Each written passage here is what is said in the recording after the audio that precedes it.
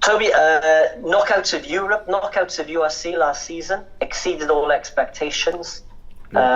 Remarkable achievement, really, given the well-documented financial issues. How would you do it again?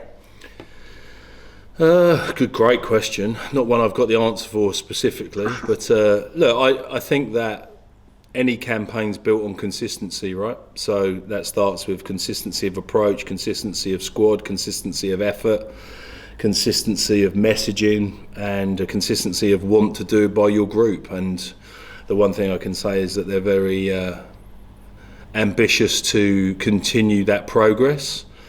We appreciate there's a lot of good teams standing between us and doing that, and we're very respectful of that. But our intent is always to improve, but we'll see how we go.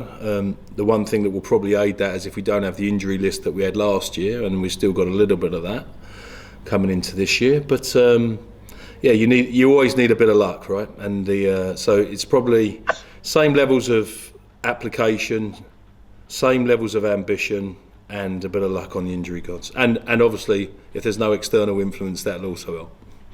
Yeah, right, okay. Well, Welsh rugby, I think you're going to need to go so long without any external influence. You say about injuries, are you able to tell us, not so much your team, but just have you got who's not available for the opening weekend? So in other words, the team, yeah? Yeah.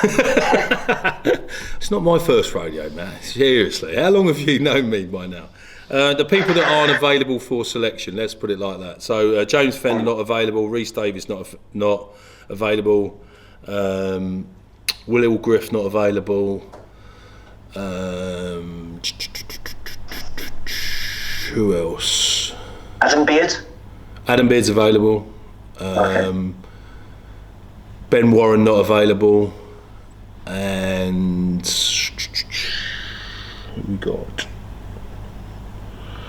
Just thinking about what else we've got. Kieran Hardy not available. I know there was one more. Okay. Keelan Giles as well. Oh, Keelan. Yeah, of course. Yeah. Okay, fine. I forget those two because they were obviously on Welsh duty when they got injured. So. Absolutely. Looking at the fixture list, you've got quite a tasty opening block. Yeah. You've got Stormers, you've got Bulls, you've got Munster and Ulster away. Yeah, both away. Yeah, and you've only got one game at the Swansea.com as well. If you come out of this opening block in some decent shape, that will set you up nicely for the season, won't it? It goes a long way for sure, and we've talked about this actually internally about being our Olympic block. And if we want to get to the medal ceremony, that this block's quite important. That's not to say, we're not putting any more pressure on ourselves, but we have recognised that situation. I mean, going to the Dragons away has not been a great ground for us in the last couple of years, although it started well in the first couple, but we've not gone well there for the last couple. So, yeah, we're very mindful of what the challenge is in front of us for sure. Yeah, that opening game, yeah, as you said, last year, not so successful there. Not a great record, I think, over the recent years, really. Let's be factually accurate. The last 2 years, that's it. Is it? All right, okay. That's about as far as my memory can stretch back. And mine, but yeah. So that's a hurdle to get over, I guess, isn't it? Yeah, for sure. And I think there's a common theme, actually. If you look at the games against the Dragons, home and away, there's a discipline theme that runs right the way through it. There's a lot of cards in these games, and it normally favours the home team. So we've spoken about our discipline a lot, and that's definitely going to be something that you need going to a Welsh derby away from home. Discipline plays a massive part. Yeah. If there's one player, and I know I'm anticipating the traditional coach's answer that you're excited for all of your players, but if there's someone you think could really be the person to watch this year, who's going to break through or re-establish themselves, or is there someone who just perhaps you've seen them in pre-season, you think, yeah, they are firing, this is going to be their year? Who might it be? I think Ben Warren, tight prop, Lou Lloyd, hooker, for sure. They're two boys that have really sort of stood out and gone well, above the norm. I think James Fender, when he returns, has showed glimpses, a cameo of a season that he can do a lot. And I think who's a more established player that we brought in that I think will bring some excitement. I think Phil Coccosino will bring some excitement for sure. Okay. So going back to Ben Warren, I think you said he's not available, unfortunately, this weekend. But what have you seen from him then that's making you so optimistic? Well, he's learned. I was like there's no substitute for time in the middle for scrums, right? For sure. And Duncan's worked exceptionally well with him, and as Reece Henry before, and again another person who is coming out of that stable, which is good. But people know more about Reece Henry. But Ben Warren, obviously, he went and trained with Wales in the before the summer, which was good for him and to be exposed. He's ambitious. I think the thing is that he is a guy that's physically suitable. He's a good shape, got a good engine. So yeah, I think he's got the physical suitability to go a long way, which is probably the most thing. And with Lou Lloyd's, a smaller sized hooker, but his energy is relentless, and he influences training sessions consistently. And if you're not right on, he's one of those energizer bunnies, and we've got a few of those. So he's in good company, but he stands out in that respect. So those two are exciting from their athletic potential as much as their rugby potential. And as you said, I mean, they've got, as you mentioned, Lou Lloyd there, but he's got a couple of really good guys ahead of him to learn from. Yeah, good, and obviously with boys going to Wales, that provides opportunity. There's also, with the nature of having very small squads, you need to make sure you rotate these people through. So there will be opportunity as long as they keep putting in the performances on the training pitch and they're ready for their opportunity. So, yeah, that's exciting. Just last one from me. You mentioned about Wales call-ups. You were by far the best Welsh region last season. Thank you. And yet, facts, yes, speak for themselves. And yet, very few of your players seem to get international recognition. Were you disappointed by that? I was going to say that's not really a question for me. Well, disappointed. To be fair, you obviously want your players to get the recognition they deserve for sure, and I will always back our players in certain environments. As I said, I can't guess what other people are looking for. We have dialogue obviously with the Welsh camp, which is important to understand what they're looking for and obviously maintain the ambition of the players that you talk about. The other bit that is a bit of, it gives quite a full statistic is a lot of the players that would normally be called up from the Ospreys were injured. We've got a lot of injuries from you look at Tom made it, but obviously there was the Sam Parry scenario. He was in then out, and then you've got Rhys Davis, James Ratty, James Fender, people that have all gone, Garen Phillips, people that have been talked about moving up that. Obviously Nicky Smith at the time as well. So from that point of view, those are out of our control if they pick up these knocks and whatever. But I can assure you, the ones that are still with us, which is everyone bar Nicky, will be making sure they put their best foot forward because they're desperate to play for their country for sure. What did you make of that Sam Parry situation? Didn't make anything of it. It's not my situation. I just make sure that Sam's okay. So, we move on.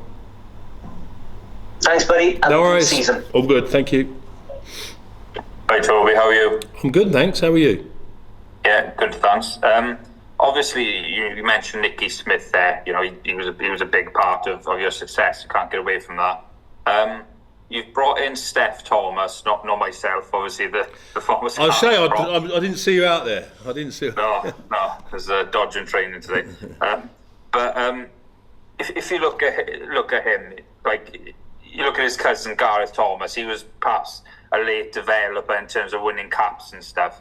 Do you see a similar sort of potential in Steph? Because he's a similar type of player, and he might be more suited to the Ospreys' philosophy than the Scarlets, perhaps. Well, I think that's the first thing is just on Gartom, is when I got here, he was the third choice loosehead, which I found surprising. I nearly said ridiculous, but yeah, surprising. And obviously saw his athletic potential. There were a few things we had to iron out. You know, it was his first time working more consistently with Duncan, and he sits here, 4 years later as the first choice loosehead for Wales. So that speaks adverts of him and the programme. And yeah, we had a similar conversation with Steph actually when we recruited him, when we knew Nicky was going. And he's been very visible in a lot of our pre-season games. So maybe we play a game that's more suited to him. Maybe we treasure things slightly different to the Scarlets. I don't know, because I can't speak about their camp. But from an athletic point of view, from a determination point of view, he's been very visible. And our aim will be to make him into a good scrummager like his cousin. And all signs so far have been very positive. Yeah, another interesting signing, perhaps went under the radar, Will Greatbanks. We don't produce that many sort of big physical locks in Wales. What sort of potential has he got? How are you how's he settling so far? Well, he came in injured, so he's literally only been training for a couple of weeks. I think we'll see a lot of progress in him in the next 12 months because, he's more of a long-term project. We knew that coming in, but you don't play in Pro D2 for as much as you did without having something, and he certainly has something. He's tough, he's competitive, which is great.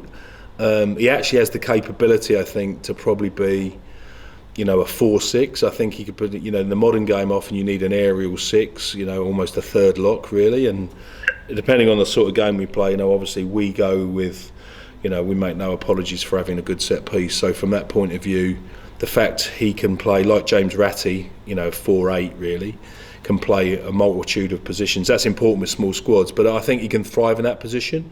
It's just basically building him up physically and knowledge-wise to the level of coaching and understanding that you need, because, as he put it, that the coaching is different in France, and it's more particular and specific, in URC program. So yeah, we're excited about him for sure. Yeah, and obviously the Ospreys did well last year making the playoffs, so I suppose teams are going to respect you a lot more because of what you've achieved. Mm-hmm. How do you, obviously what you did last year is probably not going to be good enough, you're probably going to have to go up a level again.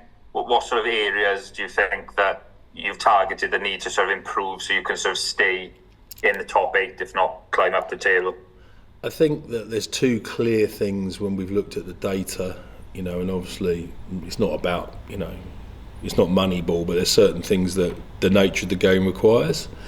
The first is health of your players, of your squad, which is a little bit out of your, and with less numbers you are more vulnerable, let's put it like that. So that's out of our control, but obviously what does that mean to us? We need to look after our players really well, we need to recover really well, we need to be really mindful on load. So that's how we can protect ourselves a little bit. So we need to stay healthy, which is the boring answer for you. The second one is more interesting, is I think the difference in the top two teams, the top half of the table and the bottom half of the table manifests itself often in two areas. Firstly is collision. How many collisions you win, your meters through contact, power, to stay on the front foot, to keep playing. So that's something that we've modified our S&C with Simon Church around, and obviously trained a little bit more around that, because if you look at our quarter final against Munster, for example, or when we've gone, into South Africa, as it were, we, both teams actually just basically ran into the brick wall and nothing really happened. And it becomes about those key chances. To make better chances, you need to win more collisions and cause more disruptions in the defence, and you do that by winning meters through contact. So that's one element that we're going to need to be better at. And then the other bit is refining your play, because what is also noticeable if you look on the Oval Insight stuff is there's a clear difference in style of play in the top teams and the bottom teams. and that not just the actual style, but because that's independent to everyone, is actually it's more defined. Now ours is defined, which is good, which tells me we've just got to be better at it. So the short answer, that was a very long answer, I apologise for, is basically be better at what we do, be better in the collision area, and hope we stay healthy. And just one final question. Do we know whether Matt Nagy is Welsh qualified yet? We believe he is, yes. So if Warren wanted to pick him in the autumn, he could? He could, as far as we're aware, yeah. Yeah, and do you think he's... I mean, obviously he's been great for the Ospreys, but do you think he could make the step up if he was selected?